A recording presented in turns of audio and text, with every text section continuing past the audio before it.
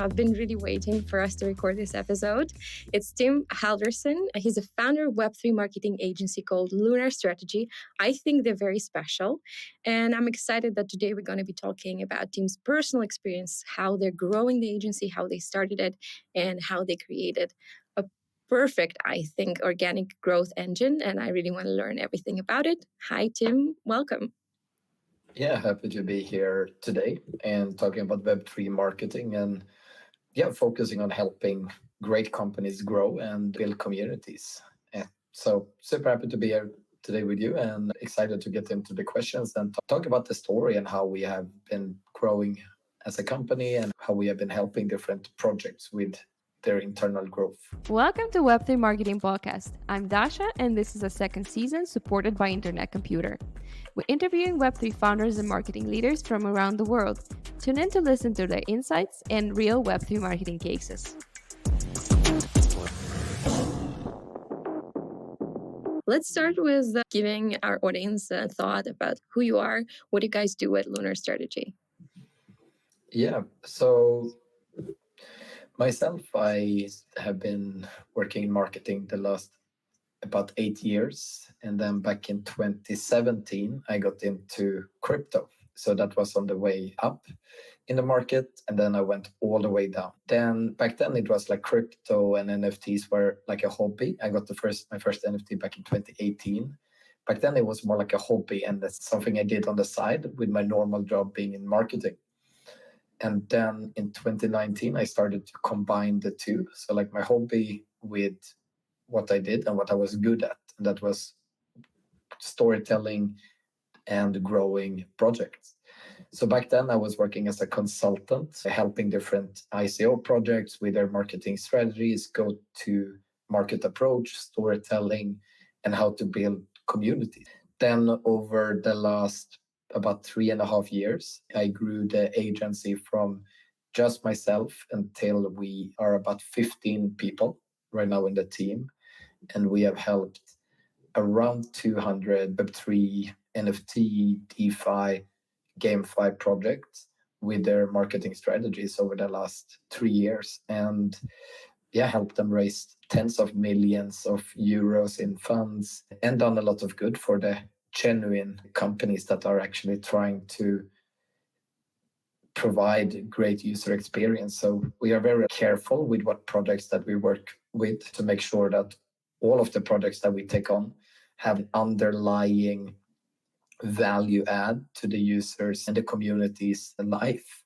And that can be in form of DeFi, giving like broader access or different banking solutions and other parts like that. This episode is supported by Internet Computer, and we want to tell you about their amazing Definity Grant program. We've actually received their community grant ourselves. So if you are a developer, researcher, or educator working on blockchain or AI technology, you can receive this grant too. Definity Grant program can give you up to $100,000 in funding, as well as support and exposure through the ICP ecosystem. You can read more about the grant in the description down below. And if you decide to apply, fill out our form. We will chat with everyone who applies and recommend the best projects to ICP.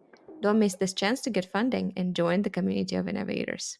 Do you have any super strength at Lunar Strategy or maybe something that makes you very different? Yeah, so what is a good marketing agency? That's a team that knows what they are doing, and can provide value add to a business. So the business model is quite simple, that as a marketing agency, your goal is to add value to another company in form of monetary value, and then you can get a part of the added value that you can provide. So when it comes to channels that works the best, this really depends on what the goals of the project is, as well as what kind of market cycle we are in. So, for example, in December, November last year, we had a client, I remember it like it was yesterday. He was like, we need to spend 300,000 euros on Twitter influencers this week. We just have to push it out because they were doing a launch and they wanted to take advantage of the market. And then we basically were going very aggressively, reaching out to different key voices and doing very aggressive marketing campaigns. And then we actually sold for a few million on Binance when they launched their gamify project there. However, now in the bear market, where a lot of companies are sitting and a little bit waiting to see what will happen, and people are decreasing their investments into marketing, and people are very careful about how they invest their funds. And that makes all the sense in the world, and that's what a smart business will do in order to get to the cycle that will at some point happen in the market. So right now it comes back to more thought leadership, content marketing, and building up a strong community around your project so that you can set the stage for what will happen next. So at the top of your hype cycle, then it's more like push campaigns, and this can be both paid advertising, it can be influencer marketing, it can be sponsored articles and PR, which are the channels that work really well when you align the message according to that.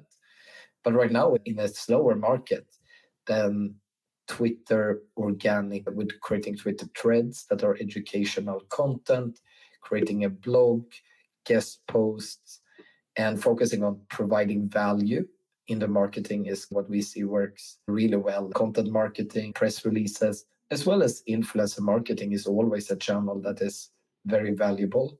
And at the moment, you can get much better deals with key voices because the demand is much less, which means that we can often get even like 50% or 75% discount for the same amount of reach that we paid during the last year or 2021.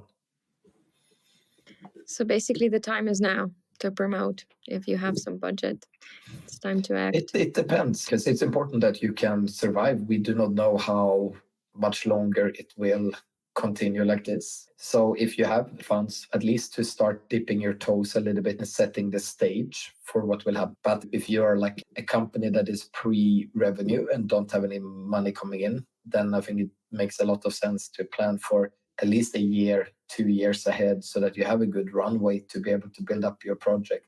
But if you are at the stage where you're actually are generating good revenue, even in a bear market, then I think this is a perfect time to take advantage of what's happening and starting deploying some marketing budget, of course, in a more conservative way where you focus more on content and building up your community instead of very aggressive push campaigns, so to speak.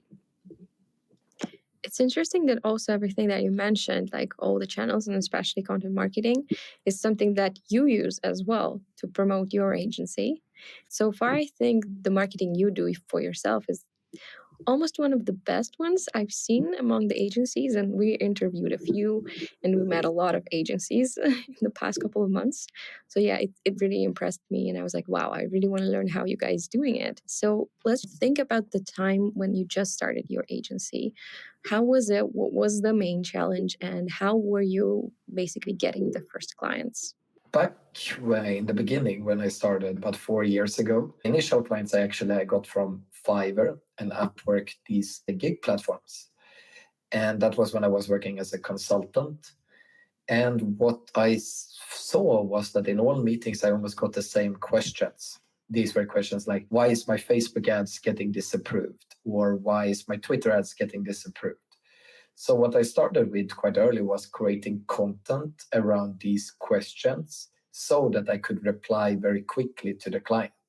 I had already prepared an article with that answer that I just shared with them so that I saved a lot of time and provided a lot of value very quickly to that person.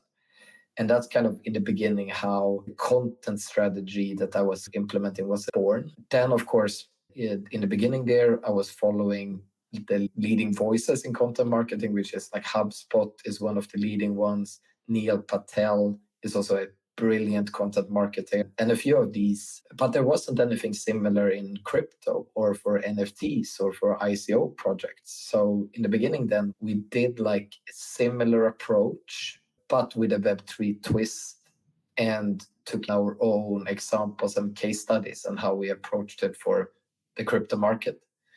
And then the blog was just growing and growing. And right now we have few hundred articles published on different topics, and it is getting about 20,000 visitors per month, our Web3 marketing blog. And this is generating a lot of clients and lead for us. And at the moment, from our blog, we are getting about 5 to 10 companies every day that reach out and ask, hi, can you help us with our marketing? And that combined with being very active on social media, always taking the approach of how can I create content that helps our potential partners and community do a better job at what they are doing.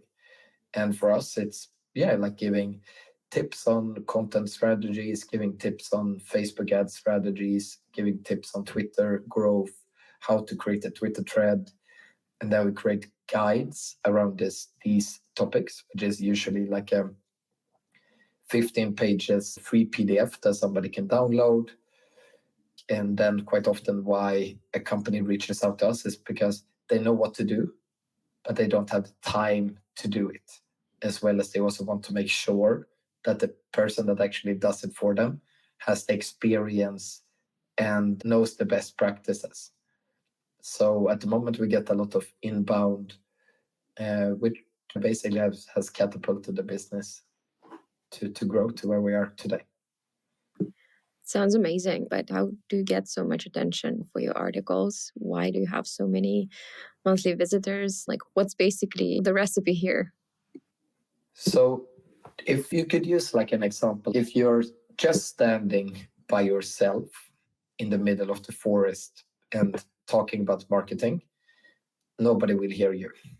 So how can you make sure that what you're saying actually gets picked up and noticed? In the beginning, what we did was very efficiently was to go on other platforms and talk about similar things.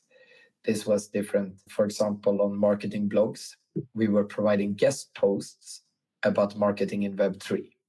So let's say we go to a blog that is about marketing.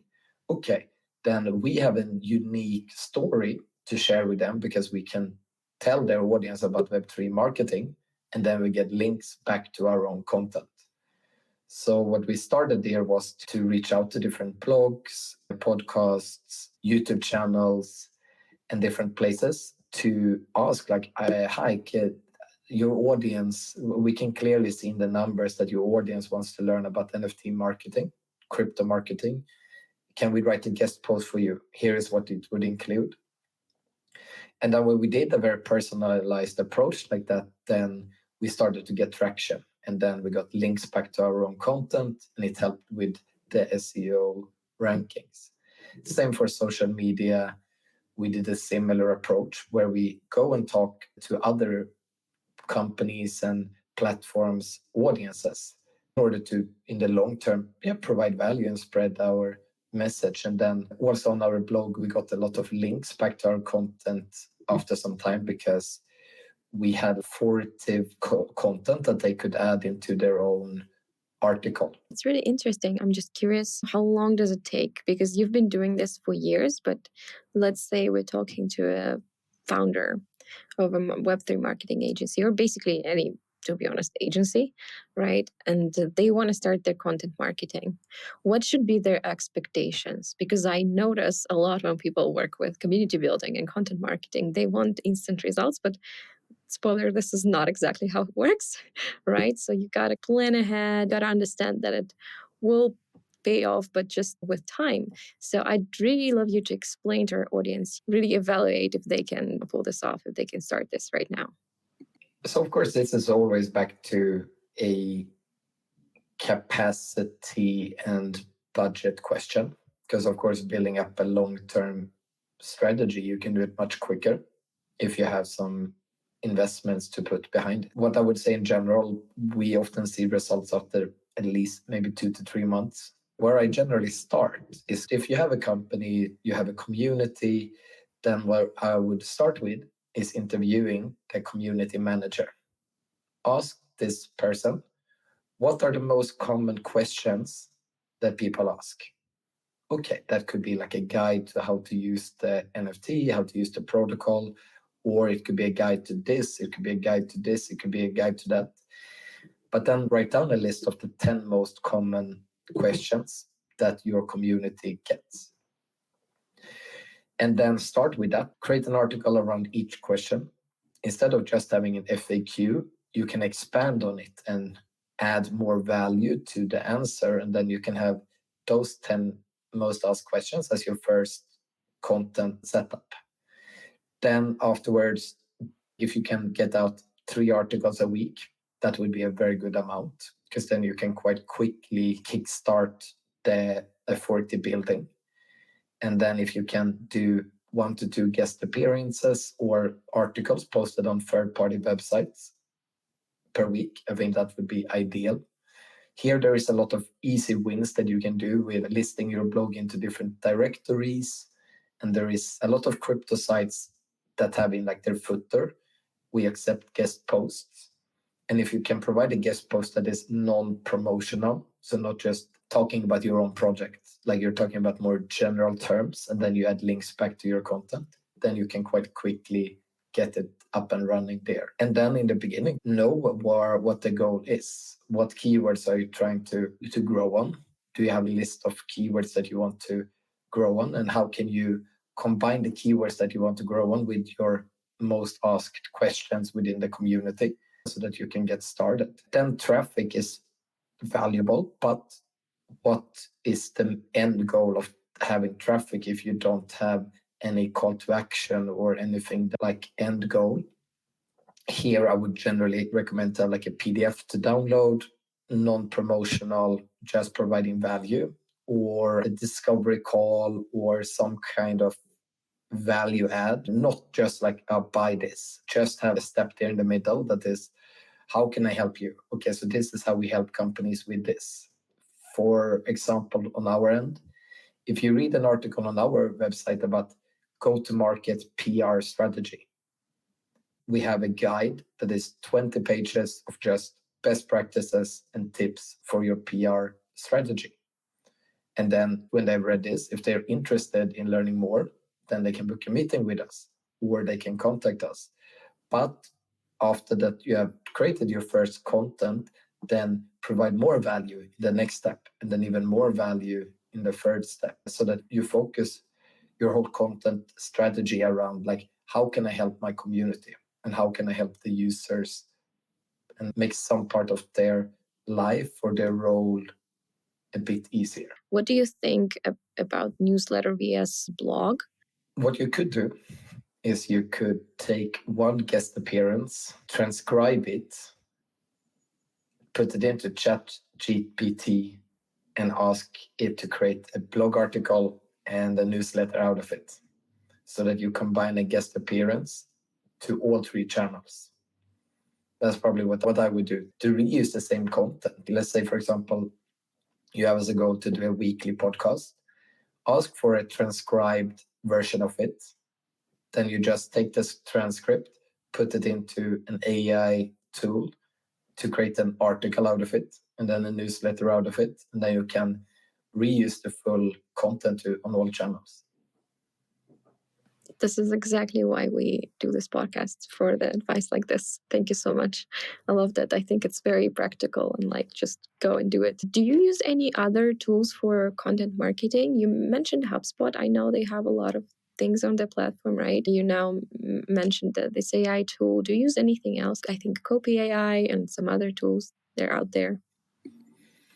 Yeah, so of course, to create the title ideas, to create headlines, to create like a general idea, we use, of course, Copy.ai is one of our go-to tools. They also have released a few new features when it comes to email marketing. So that's one tool.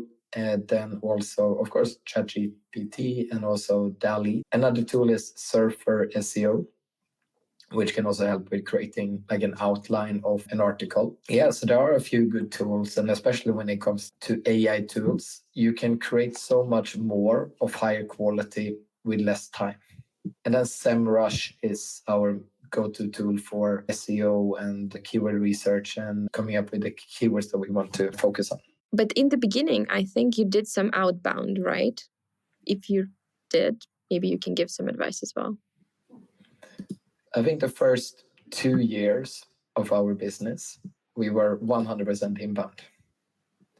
And I think that what we did very well was that we were quite early with creating the content that made us get instant authority. When it comes to outbound, of course, outbound is very efficient, and especially when you're a new startup, it's a very important part. What you probably will learn if you're like a founder or CEO in a company is that you get approached from all angles every day on all platforms. That is, for example, on LinkedIn. Some days I've gotten up towards 20 messages on my personal LinkedIn. Then I get maybe 5 daily emails. And then I also get on Twitter quite a lot of inbounds. To do outbound, what you need to know is that you need to, first of all, everybody says it, but it's super important, personalized. Know some things about the people that you're actually reaching out to. And also start with giving. 95% just asking, how can I get something from you? So if you instead change your outbound strategy to how can I give? How can I help you?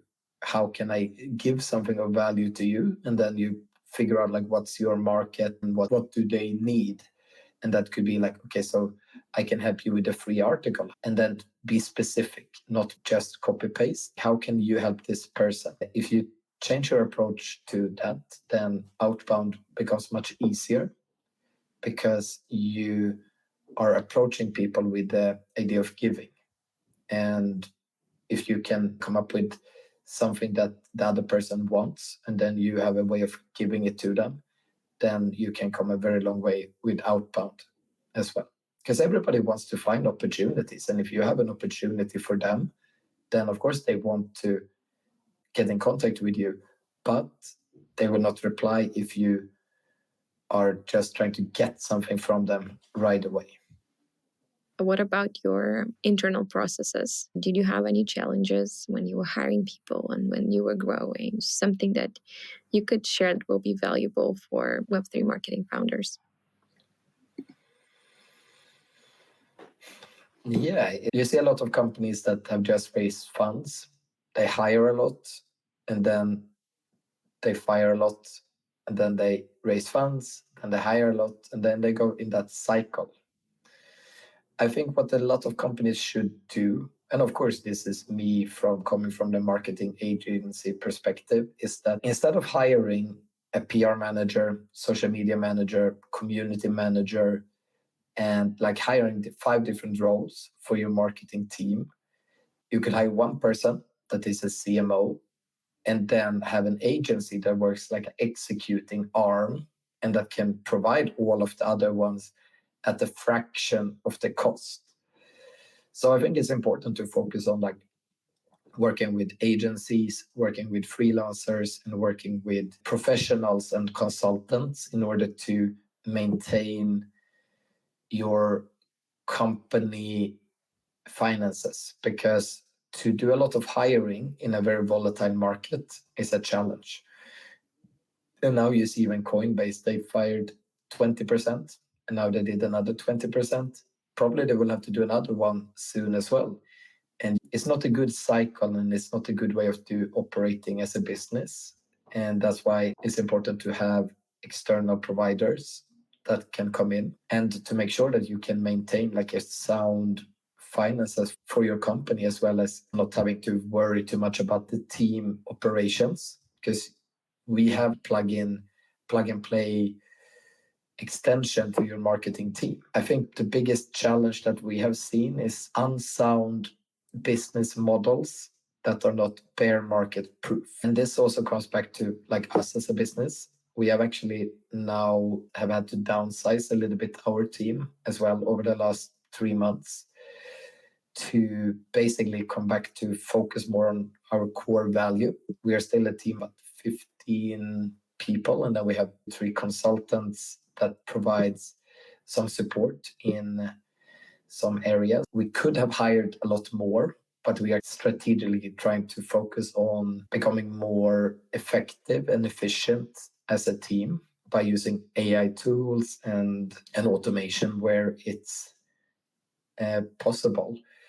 It's important to have a sound cost structure because a lot of our clients actually relied heavily on trading volume of their token or their NFT. And right now the trading volume is down like 98%. And then they basically have no revenue and they have no business model that is sound. And that's one of the most important lessons that a lot of founders will have to learn.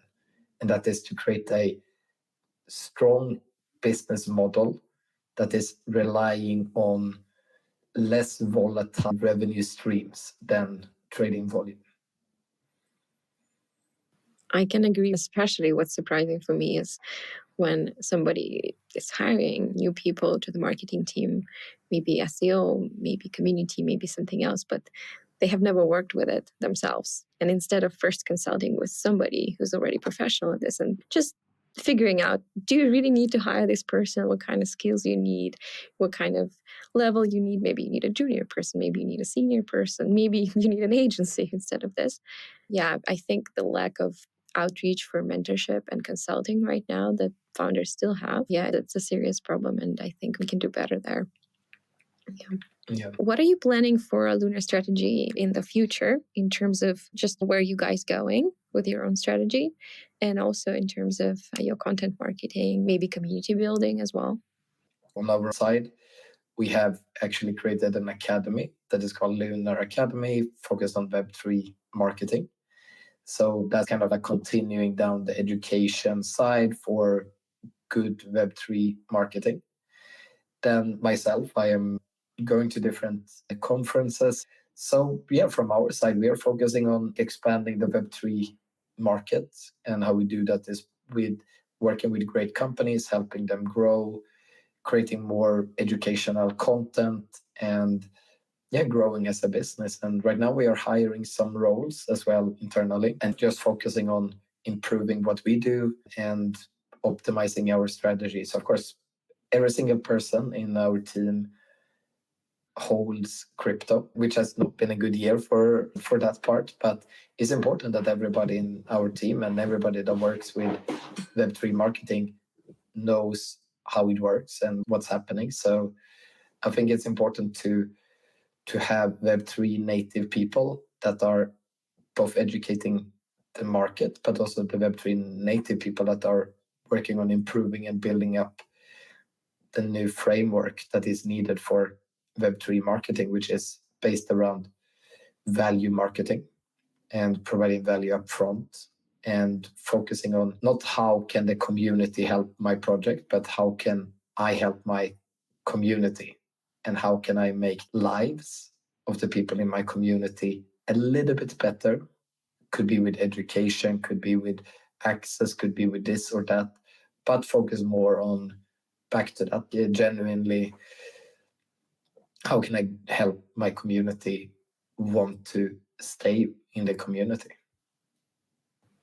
Thank you so much, Tim, for sharing all this, for your time. We will definitely include the link to your website so everybody could check out your blog, which is amazing again, your academy, the open roles you have, and your LinkedIn page as well.